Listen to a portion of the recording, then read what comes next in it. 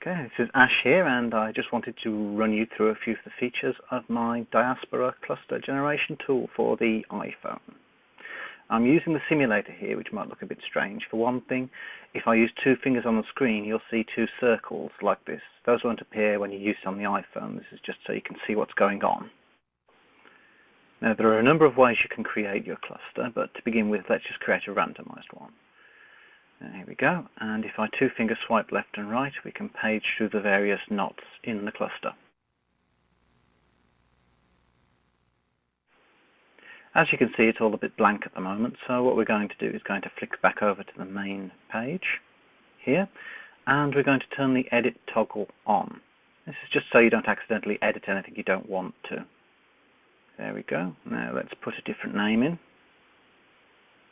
Normally you wouldn't want to put cluster on the end here, and here I can put the person who created the cluster. You might want to put your group's name rather than your own name, and a short description. There we go. Now let's just page across to the first knot in the cluster and give that a name. There's also a short name here if you don't want to have the full name displayed. And of course the various attributes can also be edited on this page. If you watch, the various descriptions also change as you change the slider value. So let's just set this up to be a reasonably decent cluster. -1 there. There we go. Give it an aspect, just so you can see it. Let's also give it a short description. As you can see, there's a done button at the top for ending your editing session. That's so that you can put line spacing in if you want to with the return key on the keyboard.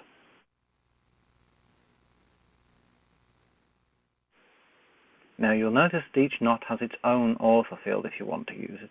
This is in case you're using the default Diaspora system of each person at the table creating their own knot. So now that's done, I'm just going to turn the edit menu off, and this is what it looks like. Now all this text is all very well, but what we really want is a nice diagram view, so just turn the iPhone sideways and bingo, one diagram. In diagram view you can tap on any knot you like to select it, it'll change a different colour.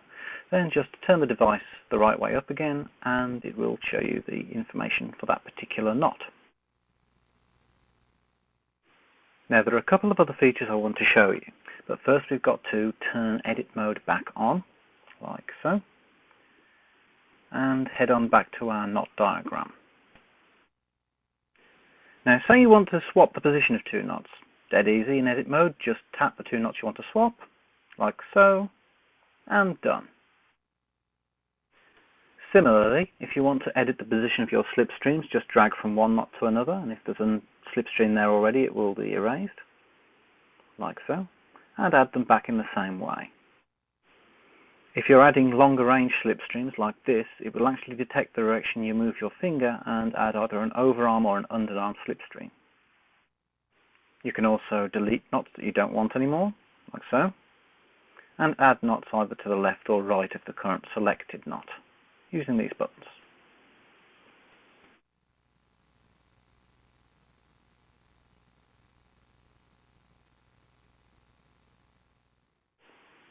And done.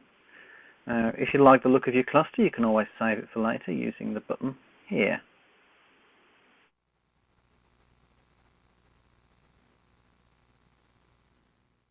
Let's just make sure that's saved correctly by accessing the cluster base. And there it is, along with another cluster I made earlier. The program also allows you to output a full PDF guide to your cluster and a mini version if you want to write the guide yourself. There's also image output, which will send it to your photo gallery for later viewing. If you don't like the way the clusters look, there's also a few settings that you can change in the Options and Settings menu. As you can see, you can change colour schemes and the visual layout of each cluster as well. The various defaults that come with the program can't be changed, but you can add as many other visual settings as you wish for your own.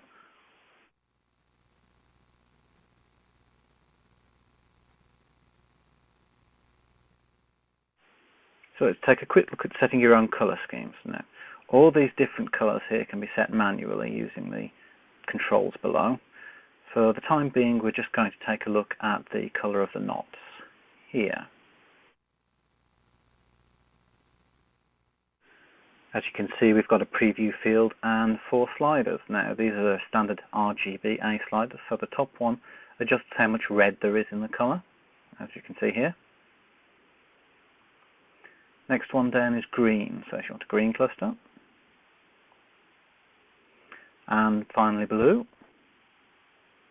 The last one's a little bit different in case you haven't worked with 32-bit RGB before. The one at the bottom controls alpha, which is the transparency. You can probably see that the checkerboard is showing slightly through that colour. We can change how much with this slider. This scheme is still called default at the moment. The program wouldn't let me save as that, so I'm just going to change it to a different name. Let's call it glass since it's transparent. And there we are. Let's now try setting a different visual theme.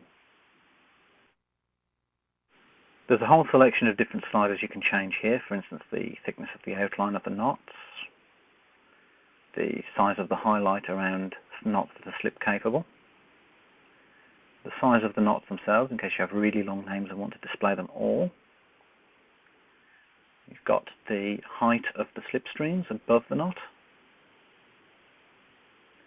and you've got the width of the slipstreams, really chunky slipstreams.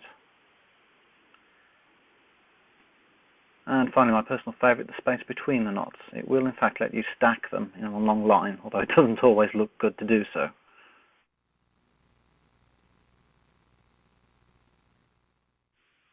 And as well as the colours, there are also a few toggle values you can change under toggles at the bottom here.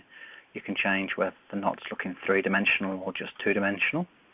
You can change whether there's a fancy shading behind the knots that are slip capable. You can turn the shadows on and off. And you can use long names if you really want to.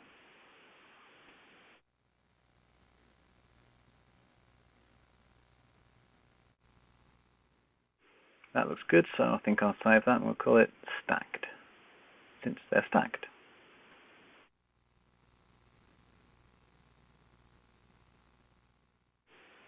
That's good, so let's take a look at what our cluster looks like with those settings.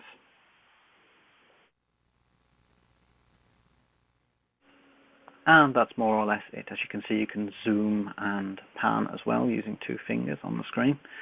Now, this is slightly slower on a standard 2nd generation iPod as I have tried it, but it's not unmanageably slow. I would have showed you on the device itself, but it's nearly impossible to film the screen.